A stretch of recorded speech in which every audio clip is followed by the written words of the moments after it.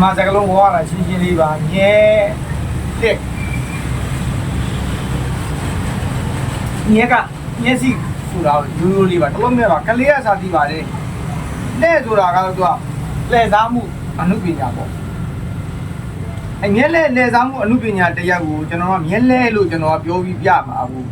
မြဲလက်ကိုလိမ္မာတယ်တို့အောက်လန်းနေလို့အစိမ့်တိုက်တွေလို့ပြောတာကိုကျွန်တော်တော်တော်အသေးပေါက်လို့အမမောပါဘူးအမှန်တော့မျက်စိကိုလဲစားပါတယ်အဲ့ဒီလိုလဲစားဖို့အတွက်လည်းပြောကြတယ်တချို့ကအောက်ကဗလိန်းတာပေါ့ဗျာဗလိန်းမှာအခုခေတ်က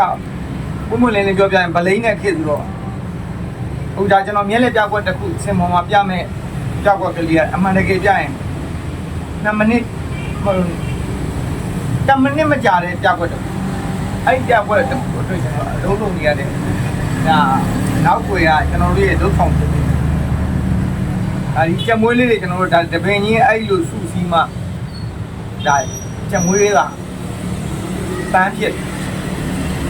ပန်းဖြစ်သွားတယ်ဆိုကျွန်တော်ဆိုင်ရနေပြီးတော့ ready made ဝယ်လာတဲ့ပန်းတွေတခုမှမရဘူး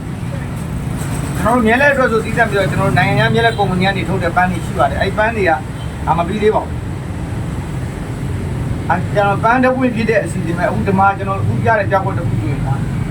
အဲ့ဒါဆုပ်နေလို့ပန်းပွင့်ရဲ့အရေးအတွက်အားလုံးကြည့်လိုက်အဲ့ထဲမှာပါတဲ့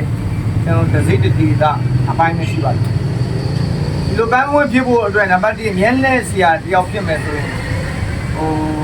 သူများလုပ်ပေးတဲ့မျက်လက်ပစ္စည်းကိုကင်ပြီးတော့ပြတဲ့မျက်လက်ပညာရှင်တဲ့အားလုံးကိုကိုယ်တိုင်လုပ်ပြီးပြနိုင်တဲ့မျက်လက်ပညာရှင်ကိုကျွန်တော်ကတော့မျက်လက်ဆရာလို့သတ်မှတ်တယ်အားကြောင့်လဲဆိုတော့ဒါပန်းပွင့်မပြီးသေးပါပုံဖော်အောင်မှကြံသေးတယ်အောက်ကရွက်ဘက်အဆန်လေးပါဒါပန်းတပွင့်ဖြစ်တည်မှုရဲ့အကြောင်းအရာလေးကျွန်တော်ပြောပြအဲ့ဒါစင်ပေါ်မှာပန်းနေဖြစ်တယ်ဘယ်လိုကြောင့်ဖြစ်တယ်လဲဆိုအဲ့ပန်းနေဖြစ်ဖို့တည်းကျွန်တော်ဆိုင်ရန်နေတော့ဝယ်လို့မရပါဘူးဆိုင်ရန်ဝယ်လာရတာအခုဒါဒီဘက်ခစ်ပေါ်လာလို့ကျွန်တော်မျက်လက်ဝါသနာရှင်ကလေးတွေရောအားလုံးကျွန်တော်ဆရာကြီးရောမိတ်ဆွေတွေရောမျက်လက်ပညာရှင်တွေအားလုံးပေါ့နော်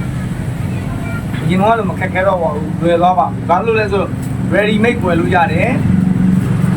ညာဒါကတော့မပြောရဒီပန်းကကျွန်တော်တို့အရင်ကလုပ်တယ်ကျွန်တော်တို့လုပ်တဲ့ဒီ handmade ပန်းတော့မကြိုက်ဒီအစံဒါကြတော့ဗမာအစံဒါနိုင်ငံညာလာတဲ့အစံတို့ ready made ဝယ်လို့ရဒါထုတ်ကို10ခဲပဲပါတယ်ထုတ်10ခဲပဲပါတယ်အနေထားလည်းပဲဖြစ်ဒါဆိုရင်ဒါကျွန်တော်တို့ပိတ်တိတ်ချိန်နဲ့ကျွန်တော်ဝယ်ရတယ်အခုတော်လေးကကျွန်တော်တော့ဝယ်တယ်အမရဘုရားမှာချမွေးပန်းလုပ်တဲ့ဖေဖေတို့လက်ထက်ကလေးလုပ်ခဲ့တဲ့ပညာရှင်မရှိတော့ပါဘူးဆုံးသွားပါသူ့စီကနေပြီးတော့ကျွန်တော်တို့ဝယ်တယ်ဖေဖေတို့လက်ထက်ကရောနောက်မျက်လက်ဆရာတချို့ကသူ့စီကနေအော်ဒါမှာပါအဲ့မဲ့သူတို့စီးတာကြတော့အဲ့ဒီလိုမဟုတ်ပါဘူးကျွန်တော်တို့ပန်းဆိုတဲ့သဘောတော့ကသူကပန်းတော့ပန်းမယ်ဒါပေမဲ့အဲ့ဒီလိုကန်လိုက်ညှို့ပြီးတော့တစ်ဥမာတစ်ပင်လေးလို့ဆိုတော့ရိမ့်နွဲ့နေမှဆိုတော့ပန်းပင်လာဒီပင်လည်းနားမလဲလို့ရှိရင်မျက်လက်ဆရာမဟုတ်ဘူးဟိုမျက်လက်ပြတော့ပြတယ်ဘာကြောင့်ပြလဲသူဒီလိုပြလို့ကျွန်တော်လိုက်ပြတယ်ဆိုတော့အဲ့ logic တာမှာမျက်လက်ပြကွက်တိုင်းမှာအကြောင်းကျိုးစီးပြီးတော့ဆက်တဲ့အကြောင်းအရာတွေရှိပါတယ်ဒီဘန်းကိုဘာကြောင့်အသုံးပြုတယ်လဲဒီဘန်းမှာထည့်တဲ့ဥဒိုင်ကဘာကြောင့်လဲကျွန်တော်ပြိတ္တကိုဘုဒ္ဓတာပါဘာကြောင့်လဲဆိုတော့မျက်လက်ပြတိုင်းလွယ်တယ်မျက်လက်ဆရာလူလိမ်မာတို့မျက်လက်ဆရာကုလီကူမာကြတယ်အဲ့ကုလီကူမာကြဖို့အတွက်သုံးရတဲ့အုံနောက်ဒါပြရတာပါ